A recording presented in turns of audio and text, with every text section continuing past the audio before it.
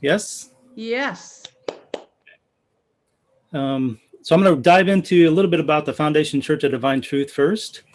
Our numbers are few, but our spirit is strong. Here's a brief historical timeline. We had James Paget receive messages between 1914 and 1923. First publication by Dr. Stone in 41. Dr. Stone created a Leslie R. Stone Foundation in 55. The Foundation Church of New Birth started in 1958 with 3 trustees. It temporarily dissolved in 1984. The following year was the beginning of the FCDT, The New Birth Church. the Foundation Church of Divine Truth. Did I say New Birth? And then in 1991, the FCNB was resurrected with Jocelyn as a founding trustee, as well as Marva. So that's a brief history of the main 2 churches. Our purpose on FCDT is to serve God by disseminating to humanity Jesus' message of salvation. Our mission is to encourage members and followers to pray for God's divine love and develop a close relationship to God.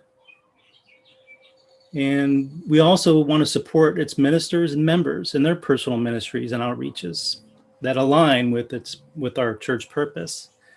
And our vision is to be a growing community of souls who follow and promote the received teachings by Paget. We have members scattered all over the world. This actually is the Divine Love Community map. So the FCDT members are a little smaller, but you get a sense of all the beautiful souls scattered all over the globe. We do have a ministerial program. We have ministers shown on the right. As you can see, they are also scattered all over the world. And Darlene's ministerial certificate is on the left there. We are so glad to have her join the ministerial group. She's a beautiful, beautiful soul. The FCDT does retreats. They've been doing retreats for quite some time, and that's actually how I got involved. I started going to the retreats back in 2001 in Santa Cruz, and we've had retreats in Oahu, Florida. This was back in 2003. You went in 2002. And we've got retreats happening almost every year. We have in Indio, Phoenix, Oceanside, Depot Bay, and I'm sure you can see some of your beautiful faces in these pictures. Retreats to me are pretty important, and they're important to, I know Dave, he loves going to the retreats. He calls it like it turns on his little light bulb, because the divine love, when you pray in a group together, it really accentuates your prayers to God. We have a number of publications. Our primaries are the Angelic Revelations of Divine Truth 1 and 2, and NTR. We also have What Happens After You Die. Eva created Jesus Christ, a new look at his identity and mission, along with my help. And we have a Divine Love Minister's Handbook, which Jimbo started, and that was a joy to work with on. And we also have several others, very old, from the New Birth churches, like 76 sermons and holiday observances. We conduct ceremonies. We do weddings, house blessings, end of life, worship services. So a few of our ministers are very active in the community offering services. Jimbo Walsh has done thousands of weddings. He's a good person to talk to about that. He did our wedding. He did our wedding. Those that are interested in ordination, these are the requirements. You have to be a church member for at least 1 year. And during that time, been active in the Divine Love community. There's a literature review you have to do. You have to satisfactorily answer a series of questions. And you have to write a paper on specific topics. And yes, there is a small fee to go along with that. There's all kinds of ministries. There's preaching ministry, teaching, writing, counseling, praying, music, So there's many avenues to choose from. Some of the privileges when you are minister: conducting services authorized by the state, access to church publications at cost, access to discounted computers. Some of you may not know this, but we belong to an organization that offers discounted software and computers. So those ministers out there who are interested, let us know and we can help facilitate that.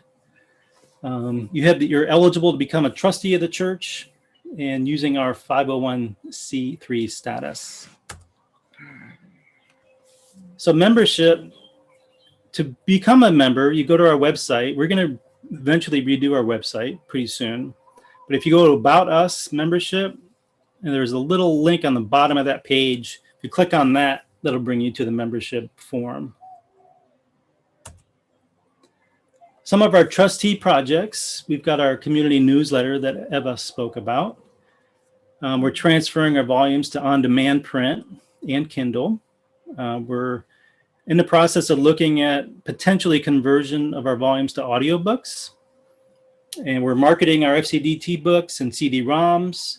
We're thinking about putting the messages on YouTube. We just started doing that. And we're going to redesign the website, and we're publishing messages in other languages. Our ministerial projects are many. We've got people working on websites, book publications, channeling, music, video, podcasts, and audio ministries, healings, translating, and spiritual counseling. So there are many people out there in the community striving to do the will of the Father and spread his love and light to his children. So I think I have a little bit more time. Let's see, like 8 minutes to briefly go into my spiritual journey. When I was a real small child, I had a really close relationship with God. I felt that he was near. And I would take walks in the woods and feel like he was near me. But I kind of felt like I left a place. I left home. There was something kind of missing when I was a small child. I really missed God and his love. I was raised Christian and confirmed Presbyterian when I was a teenager. The lower right-hand shot is the actual church that I was confirmed. In my college years, I became born again and accepted Jesus as my Savior and that he died for my sins. I attended churches and spiritual gatherings throughout my college years. But while away at college, when I was studying for my dissertation, my mom suddenly passed away. And it was a huge shock to me.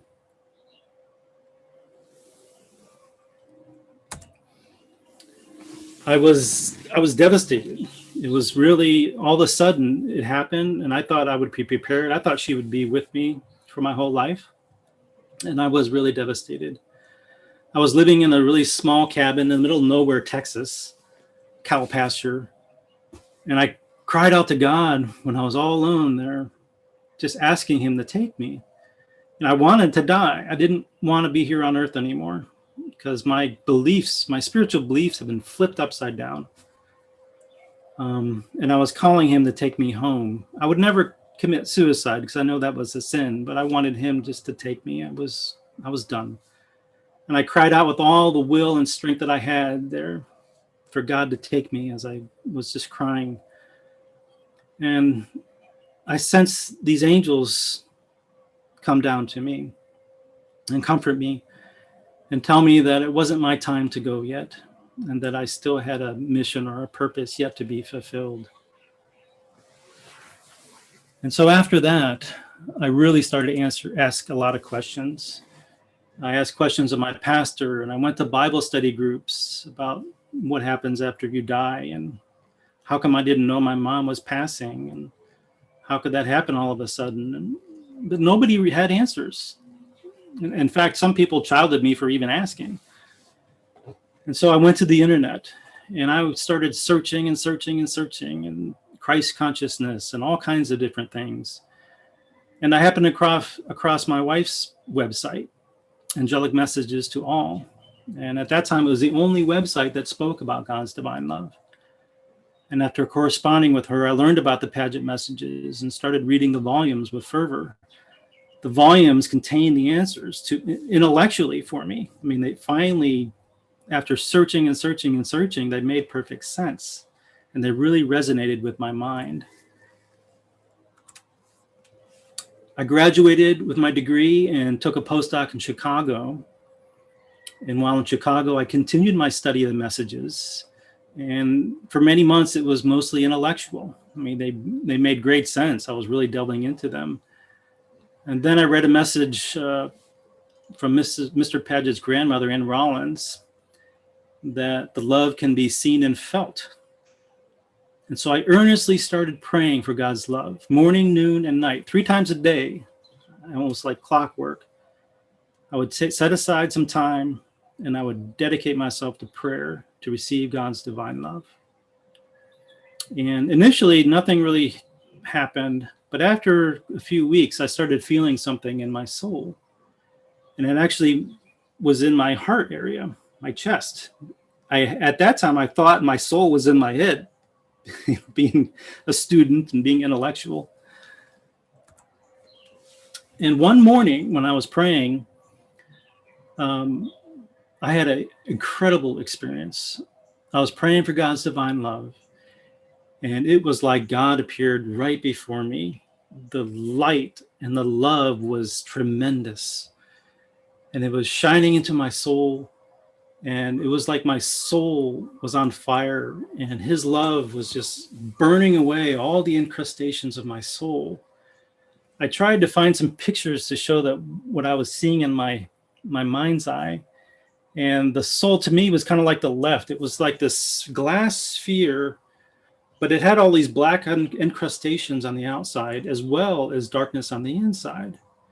And then when the light came, all the outside got burned away, like paper burned away. And I tried to, maybe the right NASA photo is kind of showing a little bit about that. But it was so intense that I thought my physical body was going to get destroyed. It was the most incredible experience I've ever had to date. Needless to say, there's no denouncing the truth of divine love. And, you know, to me, that really changed a lot in my life. And so I was on fire. I spoke about God's divine love and the Paget messages to everyone I met. Most people didn't resonate, but some did. My scientific career didn't seem as important as it once was. What was important was helping people with their soul progression and coming to know the truth about God's love. I was doing well in my career. I was traveling over the world, receiving grants, being interviewed. But I decided to leave science and give up on my career to pursue helping people come to know Father and his divine love. After moving to Chicago, or from Chicago to Washington State, I started getting more involved with the SEDT. I was ordained as a minister in 1998. Carolyn and I started our own nonprofit branch, Divine Love Ministry, in 2001. And we moved to Hawaii, and Jimbo Walsh joined with us, and we started another incorporation here in Hawaii. Then I was offered a trustee position shortly thereafter. Just last night, I was reading a message about Jesus cultivating soul perceptions, and it brought up an experience I had last year. I was praying intensely to God, and I asked him if I could see him. And the next morning came a most wonderful feeling in my soul. I was connected to God in a way I never felt before. I had this cool sensation in my torso, and it was like I was directly connected to Father. This connection was so powerful. I mean, tears were just running down my face. And I never felt that type and strength of a connection with God before. It felt more real to me than my physical surroundings. And it was such a blessing. And I've never had that experience again. It was a one-time thing. But I feel that God gives us these experiences to share with others. Because when I hear about experiences from other people, how God blesses them, it just brings great joy to my heart to know how loving God is to all of his children. So that's why I wanted to share this. And the last point, I was just seeing God with my soul perceptions. I finally realized that seeing God is elevating your soul perceptions enough to actually see him. And so finally, God loves each and every one of us equally. He doesn't love us for our actions, our thoughts, or how good of a person we are.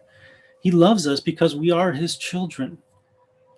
You know, he is always ready to respond to our prayers, especially for his prayers of love, for his divine love.